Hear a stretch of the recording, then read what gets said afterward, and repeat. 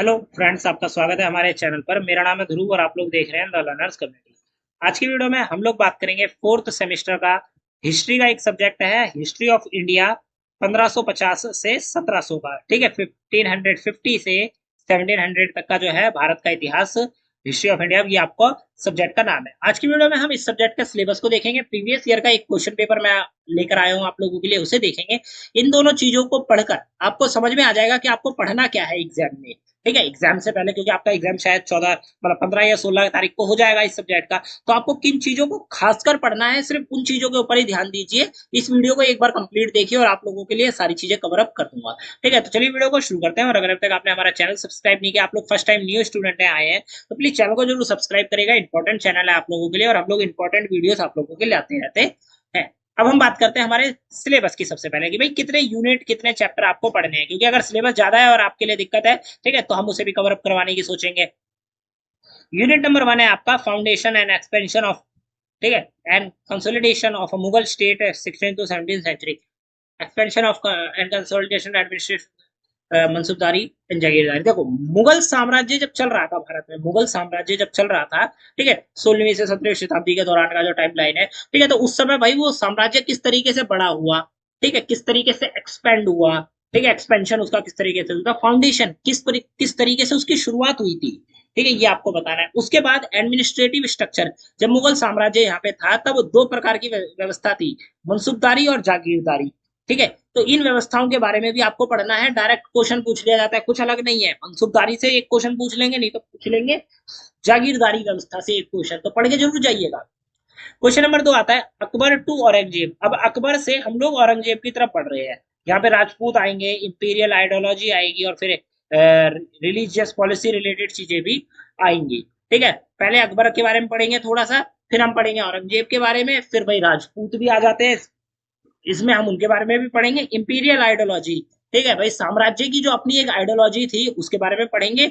और religious policies, मतलब धार्मिक जो पॉलिसीज थी उनके बारे में पढ़ना पड़ेगा आपको। ठीक है, तभी आप लोग आंसर राइटिंग कर पाएंगे इस सब्जेक्ट में। क्वेश्चन नंबर, वो यूनिट नंबर 3 आता है कि 17th सेंचुरी ट्रांजिशन, मराठास और सिख।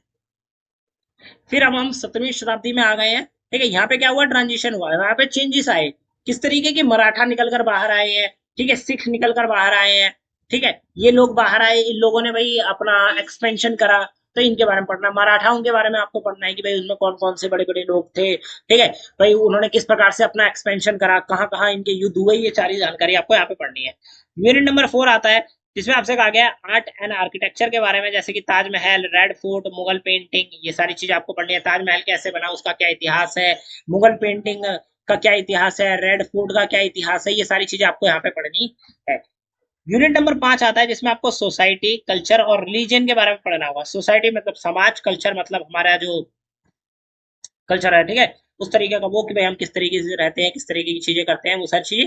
ठीक है, और हम किस तरीके का अपनाते हैं चीजों को, धर्म, वो सारी चीजें आपको कल्चर में, बहुत सारा बड़ा कल्चर है, ठीक है, तो आपको पढ़ना है। और फिर रिलीजन, ठीक है, धर्म के बारे में आपको पढ़ना है। इसमें सूफी आ जाता है, ठीक है, नक्शबंदी आ जाते हैं, फिर पॉपुलर लिटरेचर आ जाते हैं, द डिक्कन आ जाते हैं, ठीक है, चक्की नामा या फिर चरका नामा, ये आ जाते हैं। तो ये सारी चीजें आपको यूनिट नंबर 5 में पढ़ने को मिलेंगी और इनसे भी क्वेश्चन आपका डायरेक्टली आ सकता है। फिर आता है यूनिट नंबर 6 जिसमें आपको economy and integrated pattern of exchange, ठीक है, inland and marine land trade, non non agrarian production, ये सारी चीजें आपको पढ़नी है। भाई इकोनॉमी के बारे में पढ़ना है। अभी तक हम इतिहास के बारे में पढ़ रहे थे, अब इतिहास को पढ़ेंगे थोड़ा सा और साथ में पढ़ेंगे इकोनॉमी, अर्थव्यवस्था के बारे में पढ़ेंगे कि भाई किस प्रकार की अर्थव्यवस्था थी मुगल साम्राज्य के दौरान, ठीक है, और कितनी व्यवस्था थी, वो सारी चीजें आपको इसमें पढ़ने को मिलेंगी। तो यहाँ पे हो जाता है आपका कंप्लीट सिलेबस खत्म। ठीक है, ये सारा का सारा सिलेबस इंपॉर्टेंट है, तो एक बार पढ़ के जरूर जाइएगा। ठीक है, आप चलते हैं क्वेश्चन पेपर की तरफ। क्वेश्चन पेपर आपका ये रहा, ठीक है, ये है आपका क्वेश्चन पेपर। सब्जेक्ट है हिस्ट्री ऑफ इंडिया, 1550 से 1700 तक का आपका टाइम दिया गया है, बीए प्रोग्राम। ठीक है, और फोर्थ सेमेस्टर के स्टूडेंट्स के लिए 3 घंटे का टाइम दिया जाएगा। 90 नंबर का आपका पेपर होगा। इस पेपर में आपको 4 क्वेश्चन अटेम्प्ट करने हैं और सारे क्वेश्चन इक्वल मार्क्स को कैरी करते हैं। ठीक है, अब देखते हैं हमारे क्वेश्चन की तरफ। हिंदी इंग्लिश एक लैंग्वेज आपको प्रेफर करनी है, उसी में आपको पूरा का पूरा पेपर करना है। टोटल जो क्वेश्चन आएंगे वो आएंगे आपके 8 क्वेश्चन। मैंने आपको 8 क्वेश्चन बता दिया। अब हम चलते हैं क्वेश्चन की तरफ कि भाई अगर आपको इन क्वेश्चन के आंसर भी चाहिए, ठीक है, इन क्वेश्चन के आंसर किस तरीके से लिखना है, how to write answer, please comment करिएगा। हम लोग इस सब्जेक्ट के बाद उस सब्जेक्ट की उसकी भी वीडियो आपको बनाकर दे देंगे, ठीक है, जिससे कि आप लोग प्रॉपरली तैयार हो जाएं अपने पेपर के लिए। ठीक है, examine the main feature of Mughal administration with special reference of mansabdari system. देखा, मैंने कहा था ना मनसुबदारी सिस्टम के बारे में क्वेश्चन आ गया, छूटते ही आपका क्वेश्चन आ गया कि भाई मनसुबदारी प्रणाली के विशेष संदर्भ में मुगल प्रशासन की जो मुख्य विशेषताएं हैं उनके बारे में बात करनी है। आपको मुगल प्रशासन की बात करनी है, पर किसको याद में रखना है, मनसुबदारी को, मतलब मनसुबदारी का उदाहरण ले लेकर मुगल प्रशासन के बारे में आपको बात करते हुए चलना है। क्वेश्चन नंबर 2 आता है कि औरंगजेब की धार्मिक नीति पर एक निबंध लिखिए। ठीक है, right an essay on Aurangzeb से रिलीजियस पॉलिसी। औरंगजेब ने जो भाई रिलीजियस पॉलिसी या फिर धार्मिक नीति चालू करी थी, ठीक है, उसमें चेंजेस लाया था, उसके ऊपर आपको पूरा का पूरा एक निबंध लिखना है। क्वेश्चन नंबर 3 आता है कि critically evaluate Rajput policy of Mughals, what was impact on a contemporary politics. भाई राजपूत की जो पॉलिसी थी, ठीक है, मुगल के लिए, ठीक है, उसको पहले तो आपको एक्सप्लेन करना है इस क्वेश्चन में। इस क्वेश्चन में वो जब एक्सप्लेन कर देंगे कि भाई राजपूत क्या पॉलिसी अपनाते थे मुगल के लिए, तो उसके बाद आपको बताना है कि भाई उसका क्या इंपैक्ट पड़ा था पॉलिटिकली, ठीक है, उस समय क्या इंपैक्ट पॉलिटिकली पड़ा था वो आपको यहाँ पे बताना है। तो ये हो जाता है क्वेश्चन नंबर आपका 3। ठीक है, मुगल की राजपूत नीति, मुगल की सॉरी मुगलों की राजपूत नीति का आलोचनात्मक मूल्यांकन कीजिए और इसका क्या प्रभाव पड़ा था आपको ये बताना है। सर यहाँ पे मैंने शायद आपको गलत पढ़ के बता दिया, आपको राजपूत पॉलिसी बतानी है किसकी, ठीक है, राजपूत मुगल राजपूतों के लिए कौन सी पॉलिसी अपनाते थे, ठीक है, वो आपको यहाँ पे बताना है। जैसे कि फॉर एग्जांपल अगर मैं आपको पॉलिसी के बारे में बताऊं कि भाई अगर मुगल चाहते थे कि भाई कोई राज्य उनके अंदर मिल जाए, उनके अधीन आ जाए, तो वो क्या करते थे, या तो उस राज्य से युद्ध लड़ लेते थे, या तो उस राज्य में किसी प्रकार का संबंध बना लेते थे, जैसे शादी ब्याह कर दिया, ठीक है, या फिर उनके ऊपर किसी प्रकार से और कोई संबंध बना लिया, तो जिससे क्या हुआ, वो राज्य उनके अधीन आ जाएगा, उनसे जुड़ जाएगा। ठीक है, तो इस प्रकार की जो स्ट्रेटेजी है मुगल अपनाते थे राजपूत के लिए, ठीक है, इसीलिए। अब आगे बढ़े, अब क्वेश्चन नंबर 4 आता है कि evaluate Mughal Maratha relation in 17th century. भाई 17वीं शताब्दी में मुगल और मराठा के क्या संबंध थे उसके ऊपर आपको यहाँ पे बात करनी है, मूल्यांकन उसका करना है। क्वेश्चन नंबर 5 आता है कि explain characteristics feature of planning and architecture of red fort.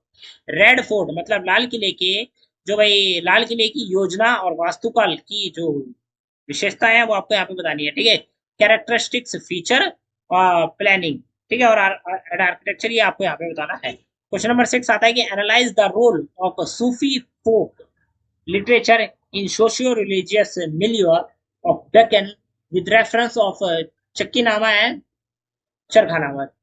चक्कीनामा और चरखानामा के संदर्भ में ढक्कन के सामाजिक धार्मिक परिवेश में सूफी लोक साहित्यों की भूमिका आपको बतानी है। क्वेश्चन में इतना बड़ा क्वेश्चन है, ये क्या पूछा गया मैं आप बता देता हूँ। यहाँ पे पूछा गया भाई सूफी लोक के जो साहित्य थे उनकी क्या भूमिका थी, कहाँ पे, ढक्कन के सामाजिक धार्मिक परिवेश में।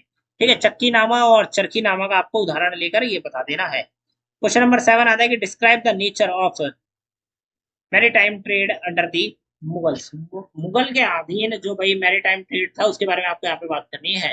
ठीक है, मुगलों के अधीन समुद्री व्यापार की जो प्रकृति थी वो आपको यहाँ पे बतानी है कि भाई किस प्रकार से समुद्री व्यापार होता था, वो आपको यहाँ पे एक्सप्लेन करना है। क्वेश्चन नंबर 8 आता है कि भाई दिए गए दो टॉपिक के ऊपर आपको शॉर्ट नोट लिखना है। टॉपिक क्या है, nature of Mughal state, jagirdar system, Mughal painting और नक्शबंदी सिलसिला। ठीक है, नक्शबंदी सिलसिला आपको यहाँ पे है। ठीक है, तो भाई मुगल राज्य की प्रकृति, जागीरदारी प्रणाली, जैसे वहां पे मनसूबदारी पूछा गया था क्वेश्चन नंबर 1 में, यहाँ पे लास्ट में आपसे जागीरदारी पूछ लिया गया। मुगल चित्रकला के बारे में पढ़ना है, और जो नकाशी सॉरी नक्शबंदी जो है सिलसिला, ठीक है, उसको भी आपको यहाँ पे एक्सप्लेन करना है। तो ये हो जाता है आपका हिस्ट्री ऑफ इंडिया 1550 से 1700 तक का कंप्लीट जो सिलेबस है। उसके बाद क्वेश्चन पेपर है, हमने आपको बताया। अगर आपको आंसर भी चाहिए एक एक क्वेश्चन के जो मैंने यहाँ पे आपको एक्सप्लेन करे हैं, तो प्लीज कमेंट करिएगा, ज्यादा से ज्यादा हम लोग जल्द से जल्द उनके आंसर भी आपके लिए लेकर आएंगे। तो मिलते हैं अगली वीडियो में। Thanks for visiting on my channel guys.